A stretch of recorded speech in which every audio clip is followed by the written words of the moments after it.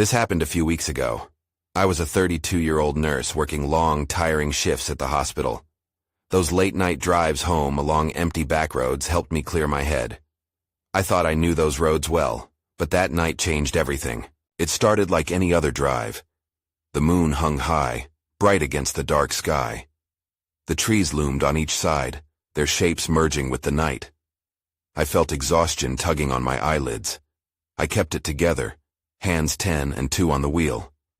But as I drove, a strange stillness filled the air. It was like the world was waiting, holding its breath. Then I saw it. A flickering light deep in the woods like a candle glowing in the dark. My heart raced. I slowed down, eyes straining to see more. I thought I saw shapes moving between the trees. Was it fatigue playing tricks on me? I shook my head, deciding it was nothing, and drove on. The next night I found myself on that same road again. I told myself I wouldn't stop, but there it was, that same flickering light. I pulled over, feeling a chill creep down my spine. I got out of my car. The night was eerily quiet, but something felt off. I heard whispers drifting on the wind. They sounded almost like they were calling my name. My heart raced and I wanted to turn back, but I shook my head. I had to get home. As the days passed, each drive felt heavier and more overwhelming. The flickering lights became clearer and more threatening. Outlines seemed to dart near the trees. It was real, not my mind playing tricks. The whispers grew louder each night. They called me, beckoned to me in a strange, urgent way. Then came the last drive. I thought I saw a shadow next to me. I glanced over, and I swear I saw a dark figure sitting in the passenger seat. I jumped, nearly losing control. But there was nothing there. Yet the whispers? They morphed into screams, my name echoing in a haunting way. I couldn't take it anymore. I slammed on the brakes, breathless and panicked. I turned off the car. Silence pressed down on me. Then, I heard it again. A soft whisper right next to me. I turned, my skin crawling. The trees were still, but I knew they were watching. It got colder, like a chill swept through the air. That's when fear took over. I bolted. I sped away, not looking back. But even now I can't shake the feeling that the road isn't done with me. I think I might have to go back. I wish I could understand what happened. But the question has stuck with me since then. Was it all in my head, or did I really see something out there? I tried to forget. I buried myself in work, but the memories clung to me like shadows. I couldn't shake the feeling that the road was calling me back. Even at the hospital, between long shifts, the flickering light haunted my thoughts. I needed answers, so I decided to return. One night I found myself driving those back roads again. My heart raced with both fear and anticipation. What would I find? I turned off my phone, wanting no distractions, just me and the road. The air felt thick with expectation. As I approached the spot where I had seen the light, I slowed down. There it was, glowing faintly between the trees. My stomach twisted. I parked and got out of the car. The woods felt alive, the air charged with something I couldn't understand. I hesitated, but curiosity pushed me forward. The whispers began again. They twisted around me, just faint enough to evade comprehension. My instinct screamed to run, but I had to know. I followed the light deeper into the woods, each step heavy with dread. Then, it happened. I stumbled upon a small clearing. The light was brighter now, pulsating. In its glow, I saw the shapes I had seen before. They were figures, almost human but distorted, their eyes glinting like glass. Fear gripped me, but I was rooted to the spot. They seemed to sway, whispering in unison. My name hung in the air like a twisted melody. Then everything went dark. The light flickered, vanished, and I was engulfed in a suffocating silence. Panic coursed through me. I turned to run, but I couldn't find my way back. With every step, the figures loomed closer, their whispers growing frantic. I stumbled over roots, branches clawing at my clothes. Just when I thought I would be consumed by the dark, I crashed through the tree line, back to the road. My heart pounded in my chest. I didn't dare look back. I jumped into my car, hands shaking as I fumbled for the keys. I tore down the road, my tires screeching. But as I drove, a sudden chill ran through me. I glanced in the rearview mirror. That dark figure. Was it there, sitting in the back seat? I could almost see it. I blinked, and it was gone. I rubbed my eyes, trying to clear the vision. Breathless, I pressed the gas harder. I had to get away. As I approached a curve, something caught my eye. I slammed on the brakes. On the side of the road, I saw an old, weathered sign that hadn't been there before. In peeling letters, it read, "Lost souls ahead." My pulse quickened. I couldn't ignore it. I had to understand. I had to know what was waiting for me. There was no turning back now. I sat in my car, the engine idling, staring at that sign. Lost souls ahead. It felt like a warning, but part of me was drawn to it. I couldn't just drive away. I needed to understand why it had appeared. With a deep breath, I turned off the engine and stepped out again, the night air cold against my skin. I walked closer to the sign, the gravel crunching beneath my feet. The woods behind it seemed to whisper secrets. I peered into the darkness. The twisted trees looked as if they'd reached out with skeletal fingers, claw-like and menacing. I shivered and stepped back. But curiosity drove me forward. What had happened here? Just as I was about to turn back, I heard something. A voice, faint but clear, drifted through the trees. It called my name, a chilling echo that sent a shiver down my spine. My instincts urged me to flee, but I stepped into the woods instead, the path barely visible under the growing shadows. "Hello?" I called out, my voice shaking. No answer, just silence. Then from deeper within the trees I heard it again. My name, softer this time, yet urgent. I took a breath and followed the sound, my heart racing. As I pushed aside branches, I stumbled into another clearing. This one was larger than the first, and at its center was a strange, worn stone. It looked ancient, covered in strange symbols I couldn't decipher. The stone seemed to hum beneath my fingertips when I touched it. The whispers intensified around me, turning into a cacophony of voices, each one begging for something I couldn't understand. Suddenly, I noticed something move out of the corner of my eye. There, half hidden in the shadows, was one of the figures from before. It stood still, watching me with those glassy eyes. Panic surged within me, and I took a step back. My foot caught on a root, and I fell to the ground. When I looked up, the figure was closer, its facial features twisting into what could only be described as a grimace. I scrambled to my feet and backed away, but I couldn't break free from the whispers. They grew louder, more frantic. "Help us!" they cried. "Find us!" A rush of fear closed around my throat. I didn't know who, or what, needed help, but it didn't feel human. I turned to run, but the voices called out again, more urgent now. "Don't leave us!" Thunder rumbled in the distance and the air electrified. With each heartbeat, shadows danced closer. I tore through the trees, heart pounding, branches clawing at my skin. Then I spotted something glinting in the underbrush. I skidded to a stop and caught my breath. It was a small locket, shining under the dim moonlight. I flipped it open and my heart dropped. A photo inside showed a young girl, her eyes wide with fear. That's when I saw it, a dark figure looming behind her. I jerked back, the locket slipping from my fingers and clattering to the ground. The girl's image burned into my mind. I had to get out of there. I spun around, but the darkness shifted, closing in on me. Suddenly, another figure appeared, blocking my path. I stared, frozen, as its eyes reflected the desperation I felt. They weren't lost souls. They needed me to unearth the truth. I took a shaky step back, my breath hitching. The clearing seemed to pulse with life, and I was just beginning to grasp the shadows that surrounded me. But it was too late. A hand shot out, grabbing my wrist. Just before everything went black, a voice whispered, "You found us." And in that moment, I knew my night was far from over.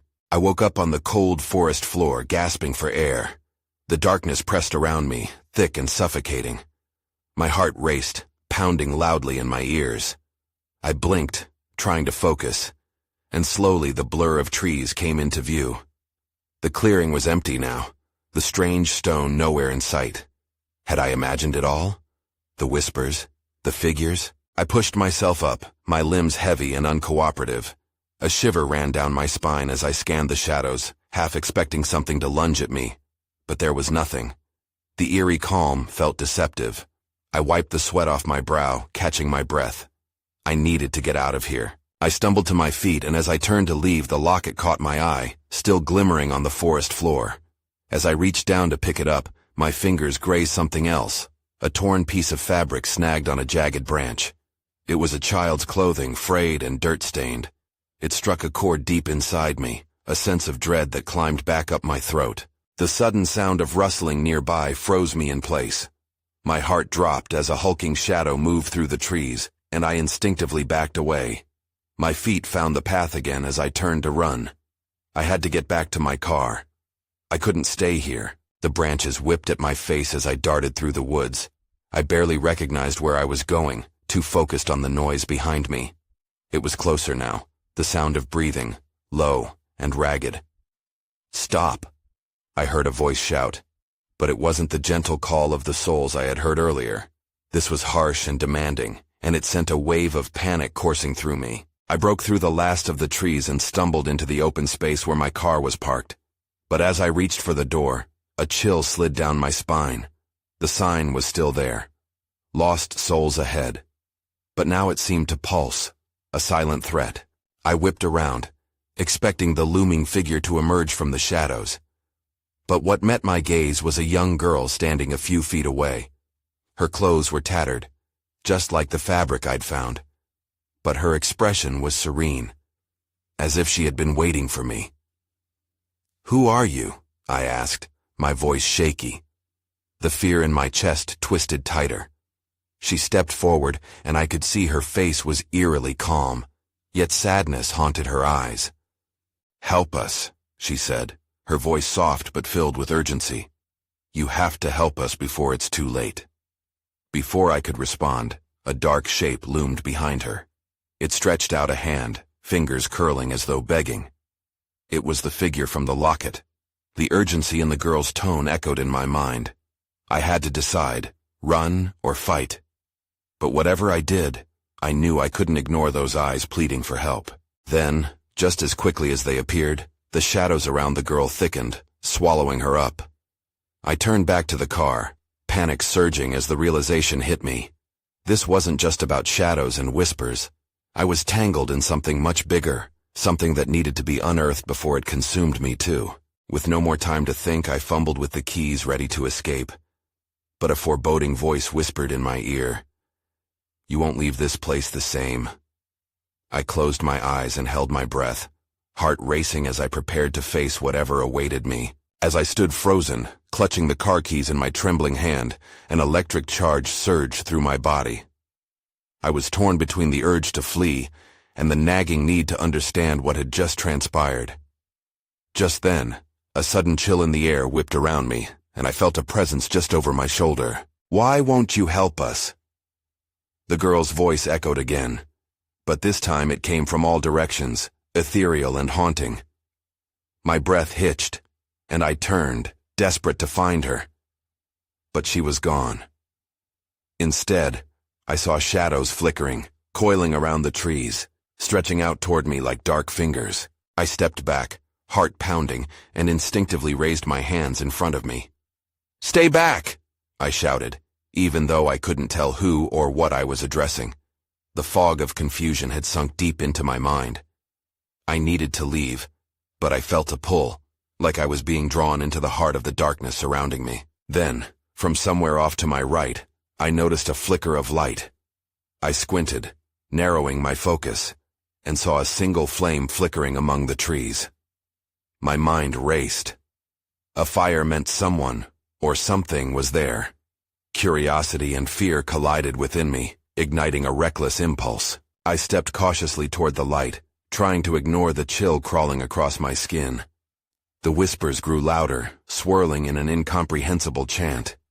It felt like the very forest was alive, holding its breath, waiting for me to draw closer. I pushed through the underbrush, and as I emerged into a small clearing, I halted.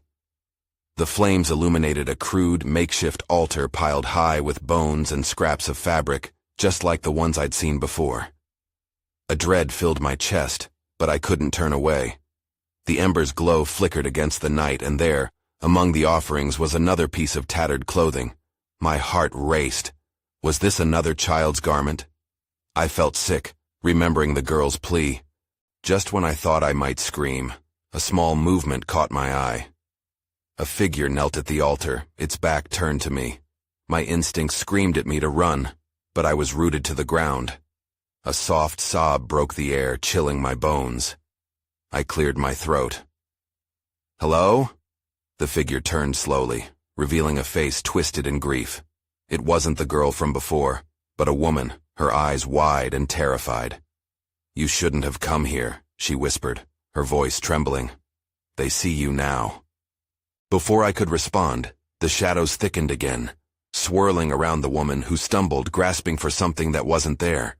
The flames sputtered wildly, casting wild shadows as an immense darkness closed in around us. I turned to flee, but was met by the figures forming in the shadows. More children, their eyes hollow, reaching out for me. Panic surged anew as I darted back the way I had come. I could hear the woman's frantic cries mixed with the children's whispers, all imploring for something I couldn't fathom. That was when I heard the low growl behind me. I didn't look back. I sprinted, my heart racing, my lungs burning. I couldn't stop. My hands fumbled for the car keys as I burst into the clearing again. But just as I reached for the door handle, a hot breath brushed my neck, freezing me in place. I took a breath, heart pounding in my ears. And that's when I saw it. The looming figure from the locket, closer than ever, dark and imposing, with outstretched hands. I knew I couldn't escape. What I found next could change everything. I clutched the car keys tightly, feeling the metal dig into my palm as I turned slowly, heart racing in fear. The figure loomed closer, its face hidden in shadow, but I could make out the glint of eyes that seemed to bore into my soul. "You shouldn't be here," it rasped, a chilling sound that rattled me to my core. "Who are you?" I managed to stammer, trying to keep my voice steady. My instincts screamed at me to run, but my feet felt glued to the ground. "Help us!" The voice echoed, a cacophony of whispers joining in, rising from the figures that crawled out of the darkness. The children, now encircling me, held their hands outstretched, their expressions twisted in pain. Just then, the woman's cries pierced through the whispers. "You have to go! They won't stop!" She struggled against the darkness but was engulfed, her features fading into the abyss. Fear surged through me. I realized I was surrounded. I finally broke free from my paralysis and lunged for the car, fumbling with the keys. My hands shook as I tried to unlock the door. The growls had transformed into a chorus of low moans, rising and falling with the flickering flames. I could feel the weight of unseen eyes watching me, judging me. With a click, the door swung open, and I dove inside, slamming it shut behind me. I wasted no time fumbling with the ignition, praying the engine would start. The cacophony outside grew louder, swirling around me, cocooning me in this suffocating dread. Finally, the engine roared to life. I threw the car into reverse but immediately slammed the brakes as a figure darted into my path. It was the girl from before, her eyes wide with terror. "Help us!" she cried, reaching toward me. "No!" I shouted, tears pricking at my eyes. I couldn't do this. I couldn't stay here any longer. I flung the car into drive, tires screeching against the gravel as I sped away from the clearing. As I tore down the road, heart racing and mind reeling, my thoughts raced back to the woman's words. "They see you now." What did she mean by that? And who were the children? I felt a sickening sense of guilt swell inside me, mingled with the fear. Had I done the right thing by leaving them? My surroundings blurred, trees darting past like angry phantoms, and the shadows bled into the night. I was driving blind, consumed by panic. Suddenly, a dim light glimmered ahead. I squinted into the darkness and suddenly, out of nowhere, I saw a figure standing at the side of the road waving frantically. I should have kept driving. I should have ignored it. But against my better judgment, I slowed down. As I approached, my blood ran cold. It was another child, hair wild and eyes wide with alarm, just like the girl. "You can't leave us," the child shouted, voice breaking as they stumbled toward my car. Panic clawed at my throat. I had to make a choice. The road lay open ahead of me, but I could feel the weight of their presence pressing in from all sides. Something told me that whatever knowledge I sought would only lead me deeper into this nightmare. That's when I saw it out of the corner of my eye, something moving in the rearview mirror. Behind me, the dark figure from the altar was now racing after me, its arms outstretched, closing in fast. My heart sank, and all I could think was that I had to drive. But was it too late? The headlights illuminated the road ahead as I slammed my foot down on the accelerator, the engine screaming in protest. Trees blurred into dark streaks, their branches reaching out like skeletal hands clawing at me. I stole a glance at the rearview mirror.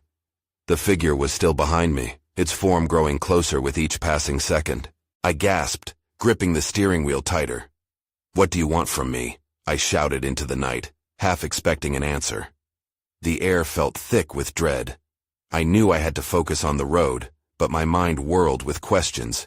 Who, or what, was that figure? In a flash of desperation, I veered onto a dirt path, hoping to shake whatever hunted me.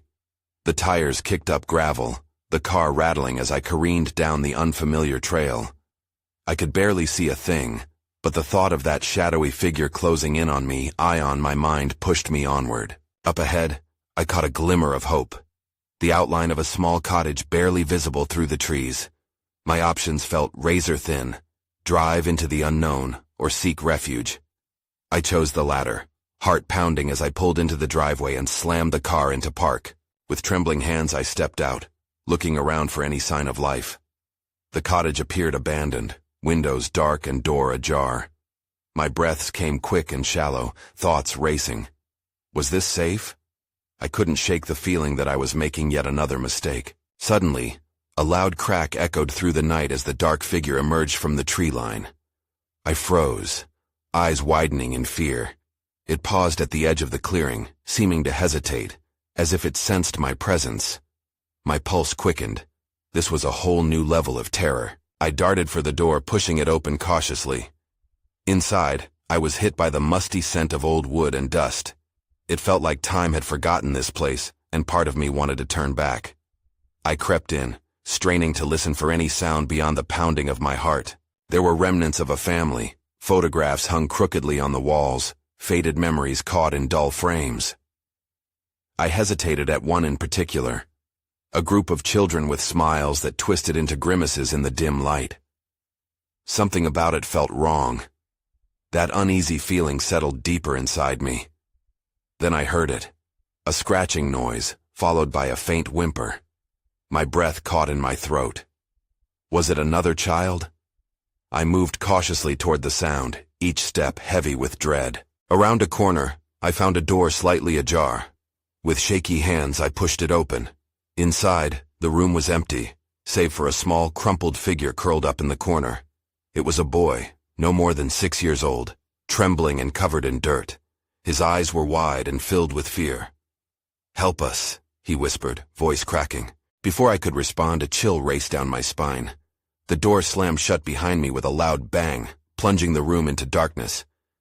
I flicked on my flashlight, the beam shaking as I pointed it toward the boy.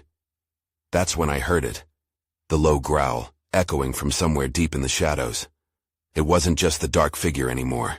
Something far worse was waiting there, hidden, and now it knew where I was.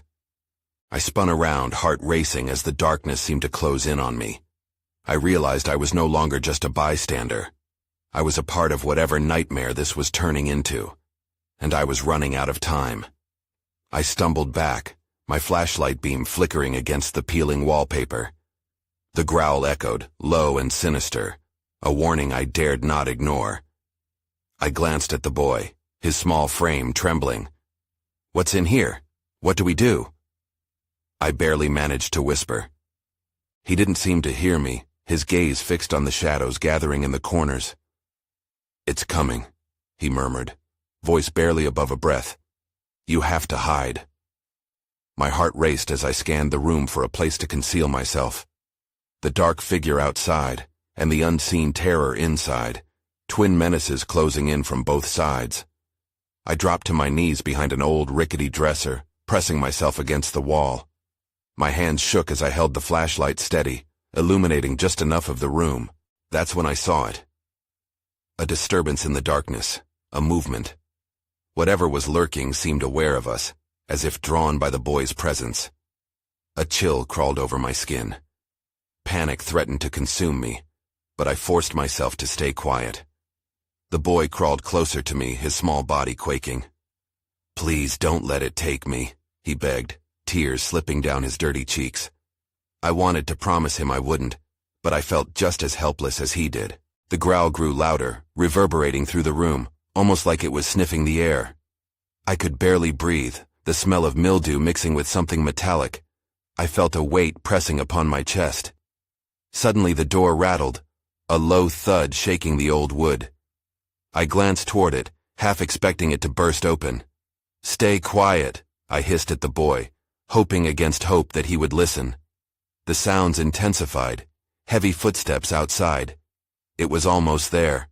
"Why are you here?" came a voice, low and jagged. I turned, startled. It hadn't come from the figure. It was something else, something woven into the shadows. The boy's eyes widened with a mix of fear and recognition. "Not him," he whispered. "Not him."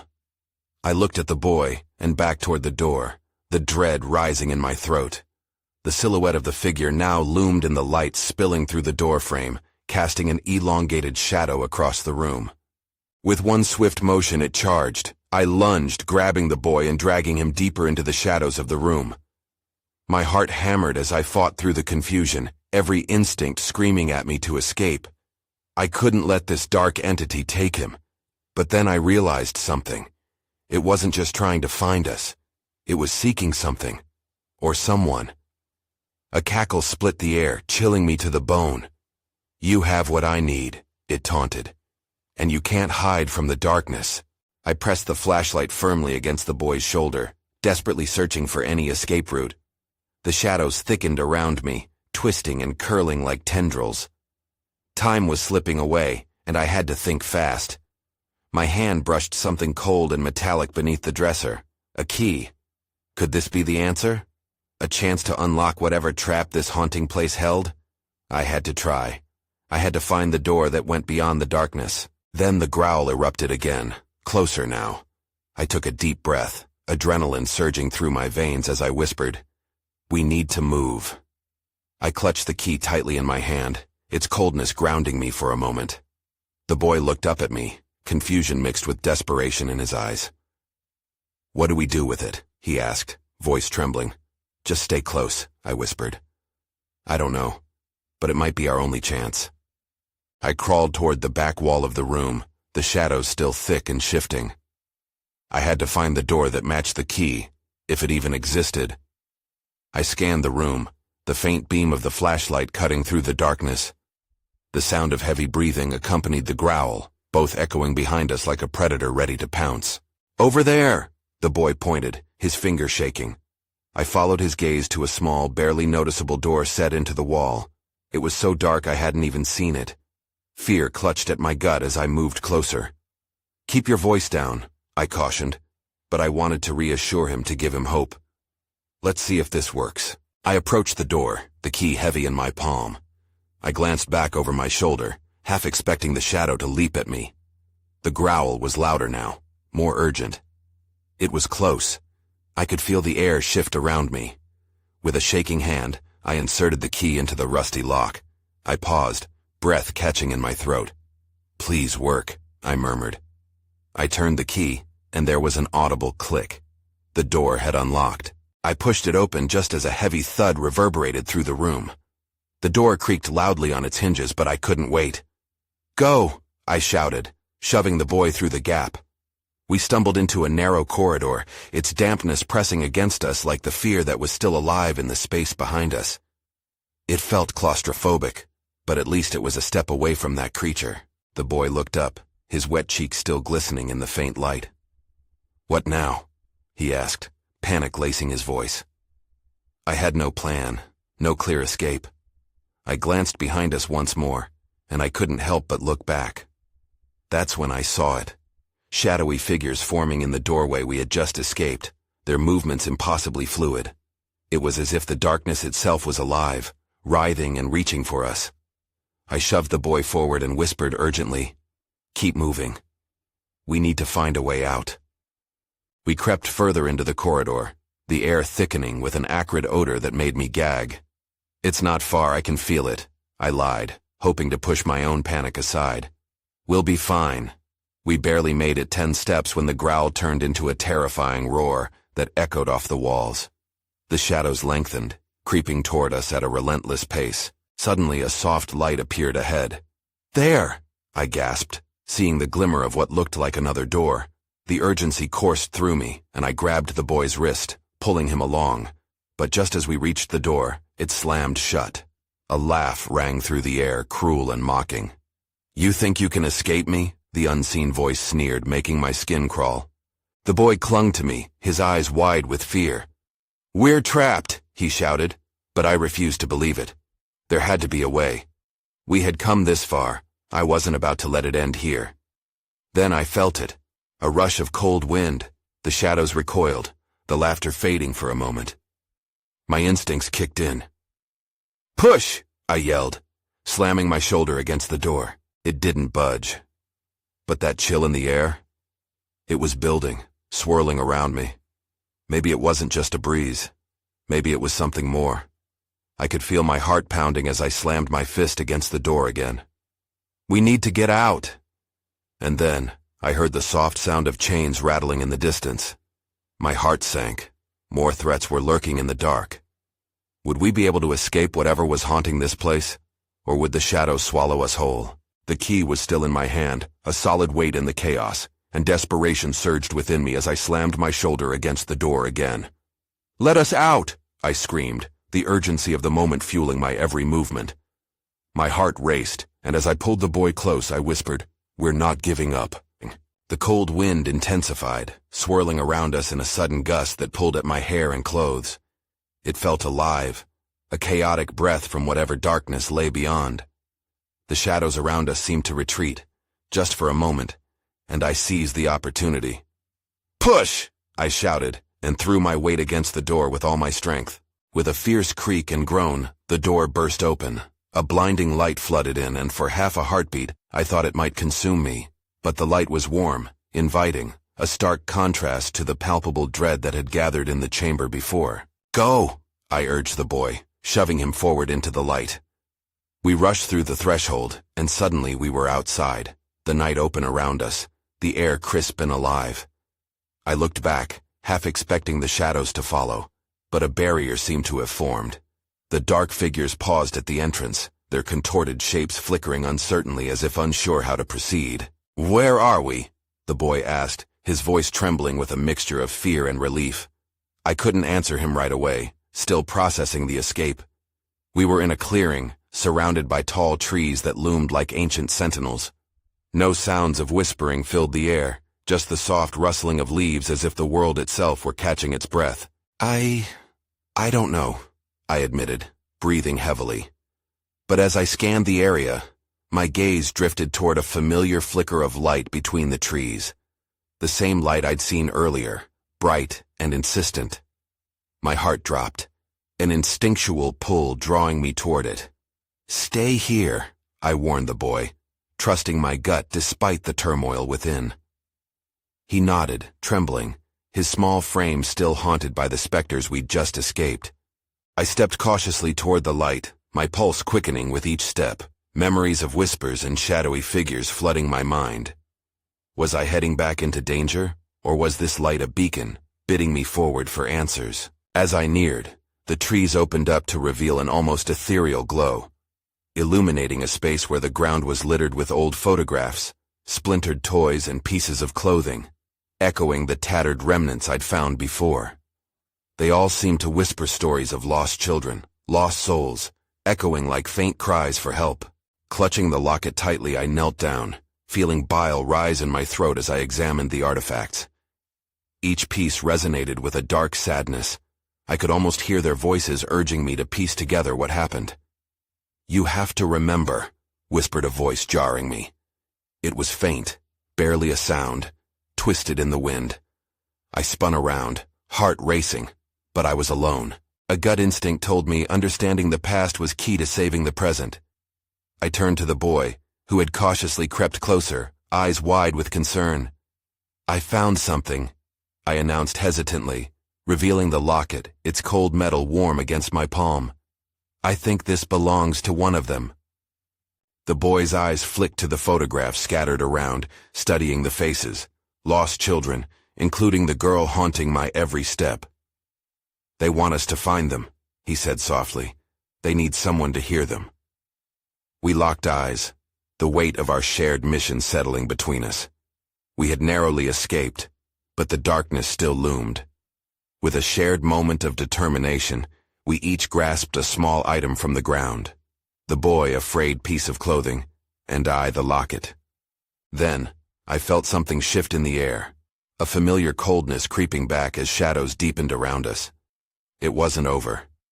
"We have to do something," I said urgently, my voice laced with an intensity fueled by the fear of losing the light.